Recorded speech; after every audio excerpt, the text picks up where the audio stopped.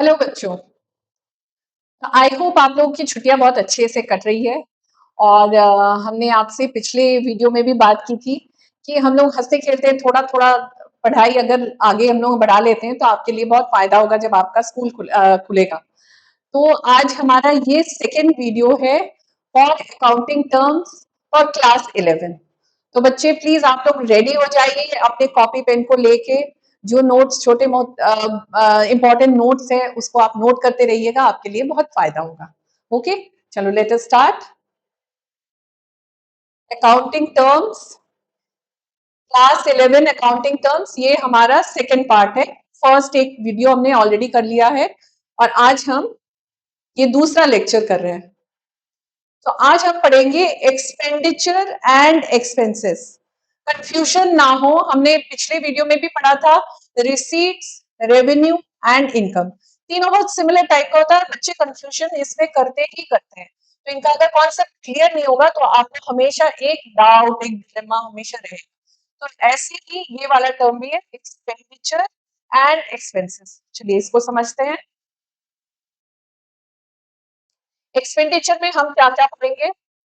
Expenditure में भी capital expenditure, revenue expenditure and deferred revenue expenditure. और एक्सपेंसेस में हमारे होंगे एक्सपेंसेस नॉर्मल जो एक्सपेंसेस होंगे, या तो प्रीपेड होंगे या आउटस्टैंडिंग होंगे। ठीक है,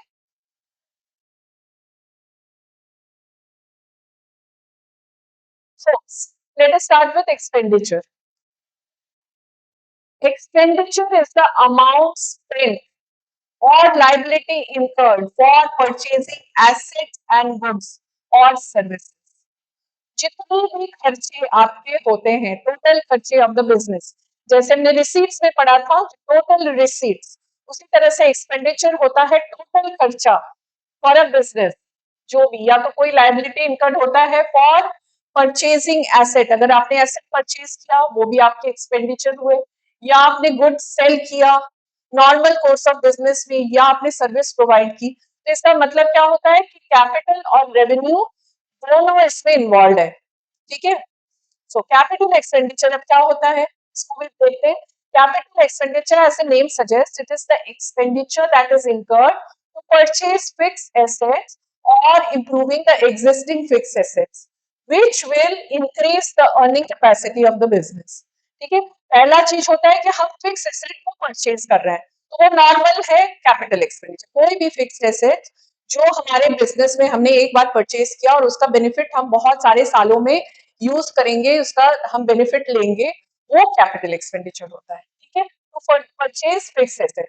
सेकंड क्या है? Improving the existing asset. आपके पास कोई बिल्डिंग या कुछ भी प्लांट एंड मशीनरी है जिसपे आपको बहुत सारा खर्चा करना है, ताकि जो वो अच्छे से रन नहीं कर रहा था, या बिल्डिंग में कहीं पे काफी मतलब कंस्ट्रक्शन की जरूरत है, आपको आपका फर्स्ट फ्लोर आपको बनाना है या रिनोवेशन कुछ करना है, तो वो एक्सपेंडिचर, जो छोटे मोटे रिपेयर के खर्चे वो नहीं, जो बड़े खर्चे हुए रिपेयर बिल्डिंग को और इम्प्रूव करने के लिए, तो वो खर्चे आपके कैपिटल होंगे, कैपिटल एक्सपेंडिचर। क्यों? क्योंकि this will increase the earning capacity of the business. पहला होता है कि फॉर लॉन्ग टर्म होता है खर्चा, और दूसरा होता है this will increase the earning capacity of the business. ये हो गया कैपिटल एक्सपेंसेस। अब आ जाओ रेवेन्यू एक्सपेंसेस पे। रेवेन्यू एक्सपेंसेस कौन से खर्चे होते हैं? जो day to day running of business में जो खर्चे होते हैं, the expenditure incurred the benefit of which is consumed और exhausted within the accounting period. जो आपके day to day running of business के लिए खर्चे, रेंट हो गया, सैलरी हो गया, रिपेयर मेंटेनेंस हो गया, इलेक्ट्रिसिटी हो गया, ये सारे खर्चे जो उसी साल के हैं और बिजनेस को रन करने के लिए ये मिनिमम खर्चे आपको करने होते हैं। अब आ जाइए डेफर्ड रेवेन्यू एक्सपेंडिचर, ये भी इंपॉर्टेंट है। What is deferred revenue expenditure? It is a revenue expenditure, लेकिन but it is written off to profit and loss account in more than one accounting period।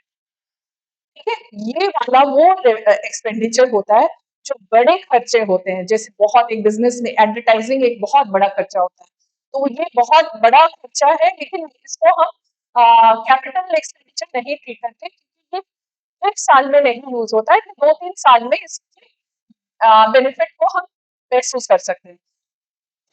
Sorry. So this is written off to profit and loss account in more than one accounting period because it is estimated that benefit will be available in more than one financial year. जैसे advertising expenditure that will give benefit for more than one accounting period. बड़े खर्चे जो revenue in nature है जिसको हम 2-3 साल तक right of कर सकते हैं प्रॉफिट एंड लॉस में इसको दिखा सकते हैं. सॉरी. सिंपल वर्ड्स में एक समरी है. Capital expenditure long term benefits देता है जैसे buying assets. Revenue expenditure used up in this year only day to day cost. और deferred revenue expenditure that is big cost now and benefit spread over many years. So ये होता है आपका expenditure. Now coming to expenses. Expenses हम किसको कहते हैं? Expenses are the cost incurred by business in the process of earning revenue. Expenses are the amount spent or cost borne by business to run the operation and produce goods and service, generate income. ये जो business को run करने के लिए जो भी आपके खर्चे होते हैं that is revenue in nature जो उसी साल आपके कंज्यूम हो जाते हैं. ठीक है. It is in the process of earning revenue. मतलब बिजनेस में सेल को बढ़ाने के लिए जो भी खर्चे आपके होते हैं सेल को बढ़ाने के लिए या प्रोडक्शन में आपके जो भी खर्चे हो रहे हैं जो उसी साल आपके कंज्यूम हो जाते हैं. तो this is borne by the business to run its operation to produce goods and service and generate income. जैसे हो गया क्या क्या? रेंट, सैलरी, कोई भी utilities, electricity, phone, telephone bills etcetera. Depreciation ये भी इंपॉर्टेंट है. डिप्रिसिएशन जो हर साल जो फिक्स एसेट से डिप्रिसिएशन आपका डिडक्ट होता है हर साल.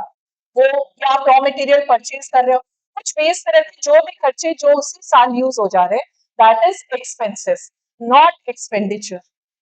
Expenses are recognised in trading account में आएगा या प्रॉफिट एंड लॉस अकाउंट में आएगा. ये आपके खर्चे जो आप ट्रेडिंग अकाउंट या प्रॉफिट एंड लॉस अकाउंट में दिखाएंगे वही होते हैं आपके एक्सपेंसेस. अच्छा. कुछ ऐसे भी एक्सपेंसेस हैं.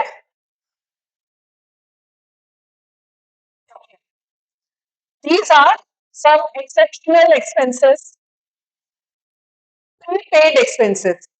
प्रीपेड एक्सपेंसेस हम किसे कहते हैं कि हमने अगर एक्सपेंसेस जैसे आपका अकाउंटिंग पीरियड होता है 1 अप्रैल टू नेक्स्ट ईयर का 31 मार्च. This is our accounting period. इसी के दौरान आपके जितने भी खर्चे जितना भी आपके ट्रांजैक्शंस होते हैं वो रिकॉर्ड होता है और फिर बैलेंस शीट बनता है. तो अगर कोई भी खर्चा इस पीरियड से एक्सटेंड होके नेक्स्ट ईयर तक का किसी बिजनेस में अगर किसी ने दिया है तो उसको हम कहते हैं prepaid expenses.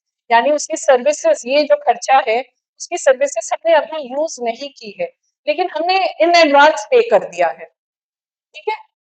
Prepaid expenses are payments made in advance और goods and services that will be received और कंज्यूम्ड इन फ्यूचर.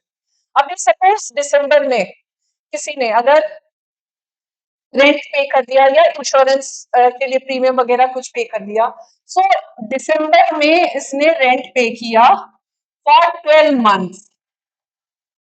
सोच लो.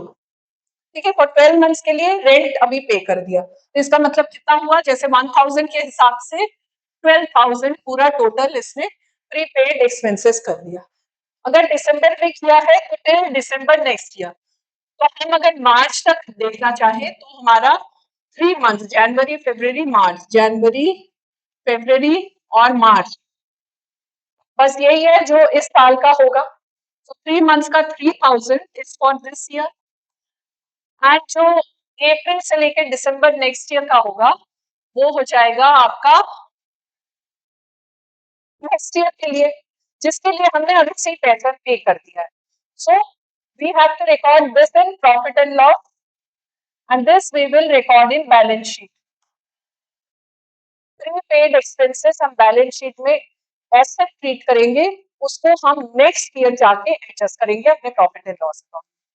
सो this is a prepaid expenses which will be treated as an asset. ठीक है, इसी तरह से कुछ outstanding expenses हैं, ये इसका ठीक ऑपोजिट है कि आपने outstanding expenses are expenses that has been incurred, लेकिन आपने अभी तक उसका पेमेंट किया नहीं है। जैसे आपने मार्च महीने में आपको सैलरी देना था, आपने अभी सैलरी अपने स्टाफ को दिया नहीं है, आप उसको अप्रैल में दोगे, लेकिन मार्च में उसने अपनी सर्विस प्रोवाइड कर दी है, खर्चे आपके हो गए हैं, लेकिन आपने अभी तक पे नहीं किया, यानी इसको आपको पे करना होगा, that is a liability for you. Next year आपको इसका पेमेंट करना होगा। तो इस तरह के खर्चे को हम आउटस्टैंडिंग एक्सपेंसेस कहते हैं, और इसकी ट्रीटमेंट भी बैलेंस शीट में होगी as a liability which you have to pay next. ठीक है, तो this is it, I think आपको फिर दूसरे एक और लेक्चर में बाकी के अकाउंटिंग टर्म्स के साथ हम आएंगे। आज बस इतना ही, आप स्टडी करो, नोट्स भी बनाओ, प्रॉब्लम होगा, डाउट्स होगा तो लिखिए भी, नोट्स कमेंट्स भी कीजिएगा, and please follow us in all the classes, तभी आपका पूरा अकाउंटिंग टर्म्स वाला चैप्टर आप कंप्लीट होगा। So thank you and have a nice time.